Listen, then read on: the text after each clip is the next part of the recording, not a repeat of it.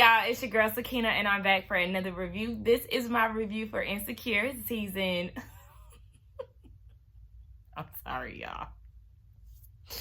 Oh, okay, get it right, girl. This is season 5, episode 2. So let's go ahead and get into it. It started off a year later, and I'm actually not mad at that. So it's a year later from the college class reunion that they had, and I'm happy because we already seen what Molly and Issa went through last year with them trying to figure out their friendship. So the fact that we got past all of that for season 5, kudos to y'all. We don't need to see them try to reconnect and all of that. So they're in a good space now. We see that Molly is meditating in the morning. She got her morning routine going on. You know, she got her little vibrator to start the day off. Okay, girl. Look, I'm not mad at that either. And then we see that she's doing well at work. She's still volunteering, trying to be on the top of her game. Issa, we see that she's checking out the block's Instagram, and they even reached 10K. So the block is definitely hot, baby. She texts Koya. Remember Koya from the block party last season? That's her assistant, and she lets them know that they hit 10K. And Koya is like, girl, I know. Koya then came over to her house early because she talked about my roommate and her boyfriend be fucking too loud. And it's her parents. Don't nobody want to hear it. Don't nobody want to hear none of that. Ew. So we see that Issa is still curating events. She did a book signing event, and a lady had walked up to her and was like, I love when you do these type of events. You saved my life. And she giving her this long stare like, girl, okay. Then Issa gets a text from Molly asking if she wanted to do pasta that night, and they go to Issa's house and they watching TV, and then Molly said she was tired, so they end up getting in the bed. And y'all, I just love that Molly was singing the best friend song that Issa had made for her one of them seasons ago. I think that was season 2. And it's just like,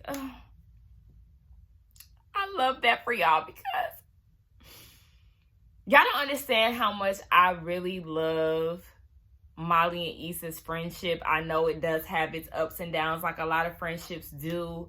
And you know, right now I'm kind of going through a little rift with my best friend. So, you know, we speaking, but we not speaking. You know what I'm saying? And I ain't reaching out to her until she apologized to me. And if she watch this review, then bitch, I said what I said. Nonetheless, I just really love their friendship. The fact that they have sleepovers and stuff like that, it's just like, we love to see y'all in a good space. So Issa is down at Nathan's barbershop. Shout out to Nathan. This is the first time we get to see him this season. And I just realized that we did not get Lawrence in this episode. And that's okay, because, I mean, we got Nathan. We got to focus on one nigga at a time, right? I mean, in real life, no. You date around, girl. You balance the niggas out. But I'm saying, you know, for show purposes, it's okay one nigga at a time. That's fine. But she's talking to him about doing, I guess, like the anniversary to his barbershop. They really didn't specify, but clearly they've worked together in the past, and, you know, she's rehired because she on her curating shit, right? So she was like, well, we need to talk about this over dinner. I don't think y'all should have the event here at the barbershop. Try to do like an outside event a little bigger. But, you know, they real tight on their budget. So they're at the restaurant and they trying to figure things out. But things are really coming together. We learned that she does have an upcoming event that she had planned with Nadia. I'm thinking, y'all, is Nadia the girl who was on the panel at the class reunion? Because it looked like we've seen her before. I don't know. Y'all let me know if this is the same lady or if this is somebody different. Nonetheless, yeah, so she's just been trying to make shit work. She's a little nervous. And then she asked him at the end of the night, you know, what you got planned for the night? He said, I'm going downtown. He didn't say with who, but I mean, we can all assume that he's going to see a little chick. Molly is at her parents' house. They celebrating her nephew's birthday. Do y'all know Molly's little brother is Lil Saint? Shout out to Lil Saint. That's funny because my cousin was just singing the song from the You Got Served soundtrack. Y'all know I have that album. I still have that CD too. Shout out to Lil Saint. Look, we ain't gonna go back to the early 2000s. Not today. Anyway, so yeah, she's on her parents for not having a will. And they done wrote it down on a piece of paper with a pencil, honey. And the mama was like, yeah, I wrote it down in pencil because your brother pissed me off. So I guess she had to erase some shit. He ain't getting a good place. The good place is now going to Molly, and Molly getting the jewelry. But she was like, no, for real. Like, I need y'all to really talk to an attorney. Like, let's go ahead and get this shit rolling. So they go in the house, her and her mama, and they're having a conversation about Molly trying to find her husband and, you know, walking down the aisle eventually, like, don't wait too long because her parents already old. But they're trying to get her connected to this guy who works at the church. He was a deacon at 15. Very ambitious, honey. But yeah, the mama was like, I mean, he plays the organ in the choir and you listen to music, so I just felt like y'all should connect. Maybe why parents be doing stuff like that? Like, no. Parents stay trying to connect you with somebody and you just don't see it for that person. He's talking about he reworks trap songs for the Lord. I said, okay, Sunday service. So Issa is doing a presentation for this company called In something. We ain't got it right now, okay? But yeah, she's doing a presentation with them and trying to sell them on this up and coming clothing artist, baby. That is now fashion designer, says clothing artist. I mean, that is what he is, but a designer, and he is coming from the world of incarceration, and he's trying to bring that into, you know, real life and all of this, right? So she's letting them know that he's like the next hot thing, and they love the presentation. They were blown away and all of this. However, they just feel like he's not experienced enough for what they're trying to do. Now, we find out later on that this company is just starting out. I think it's like NWB or something like that. I got it in my notes somewhere. I just don't have it in front of me. But they're up and coming, so they just really don't feel like he fits what they're trying to do. And they really want somebody that is a little more experienced. So later on, Molly and Issa get together at Molly's house. And Issa walks in on the phone with Nathan. After she gets off the phone, Molly is like, girl, I don't see how you can do it. Like, she ain't trying to work with no ex. And I wouldn't want to work with no ex either. But, you know, she was like, well, Nathan got a girlfriend or he got a bevy of hoes. So, like, you know, it's not even that type of party. So then they start talking about the presentation. And Issa is saying it went well, but they want somebody with more experience. And they want somebody that's not from the community. And, you know, that's what Issa is all about. So she really ain't trying to go a different direction. And Molly gives her the idea to talk to Nadia, who is Seth's, the white guy's boss. Like, talk to the person ahead of him or above him and figure all of that out. Now, we see later on that Molly is on a dating app, honey. She's trying to get back into the dating world, and she reactivates her account. And we see that her bio is very strict. Let me tell y'all what her bio says. It says, what are you looking for? She's looking for a serious partner, must be successful, fit, 1 degree, 2 preferred, with no kids. And if you ain't that, please swipe left, baby. I said, oh, baby, definitely giving strict tease. And it actually inspired me to share my Tinder account with y'all. Just, you know, this is my bio, right? And y'all let me know, do y'all think I'm a little strict? Now, y'all tell me, do y'all think I'm giving flirty and fun, or if I'm giving strict and sassy? Y'all let me know what y'all get from my bio. Now, I have not been on Tinder in months at this point. It's just not for me, like the continuous texting, multiple guys and all of that. Child, boo. I'd rather just run into my man at the grocery store. What's up, babe? Ask me if I'm successful with that yet. So she's looking at her bio and she's realizing, like, damn, you know, I really was doing the most. So then she starts to fill out the questionnaire. And they're asking her what she's looking for. And then we get this flashback of all this complex stuff that she has going on. Like, she doesn't really know what she wants. Remember, she wanted a dude from the League app, and then she finally got into the League app, and that didn't work out. And then she met Jared from Enterprise, and, you know, he didn't have a degree or anything like that. And she didn't want to date outside her race, but then she got with an Asian guy. So it's like, you don't know what you want, Molly. You just all over the place. So then they asked, dating with me is like, and then they did another flashback, and it's just a mix of clinginess, holding grudges, and a bit of desperation, honey. But you know what?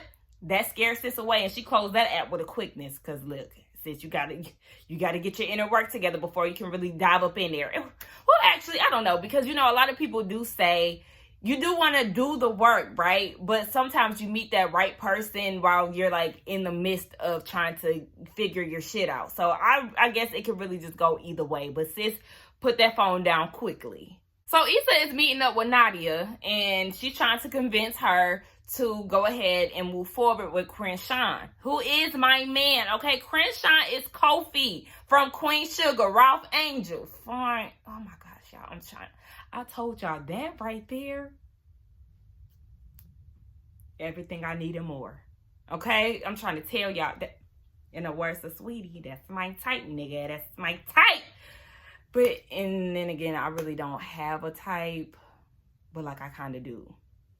And that's him. Nonetheless, so she's trying to convince Nadia to go ahead and move forward with him. And Seth is in attendance. Mind you, she was trying to do this behind his back. But she convinced them to go ahead and move forward. Like I said, they was hesitant to do so because they are a small company. And Issa's like, but I mean, if this goes off without a hitch, then you'll be the company to actually discover him. So I'm trying to tell you, just give him a shot. And it was like, okay, but, you know, we got some stipulations, honey. He gonna have to follow some rules.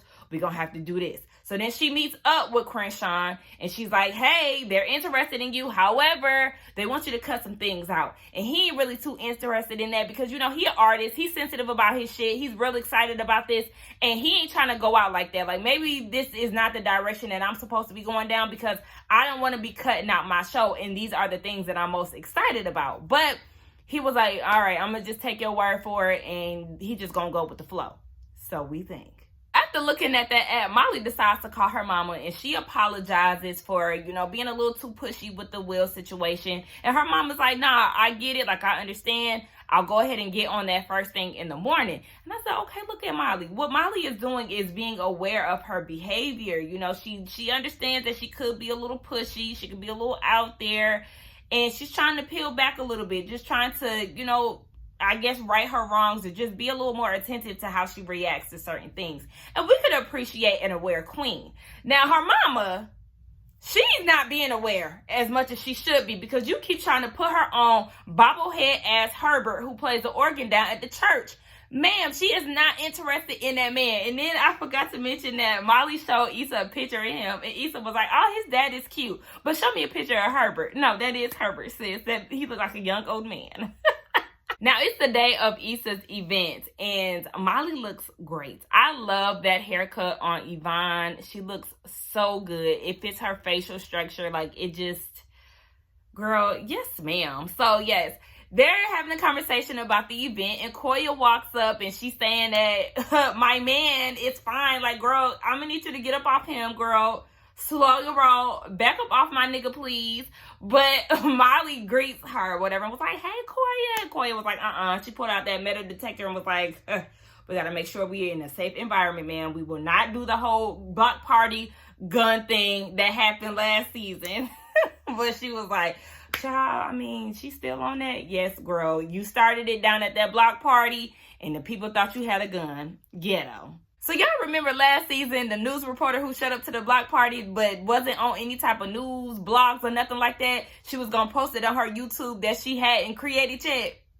She back, okay? She just going to find Issa D at any given event that she has. So she's trying to talk to Issa, and Issa is getting signals from Koya in the back like, no, like, girl, drop everything. Craig is in trouble. So Issa's like, girl, what's going on?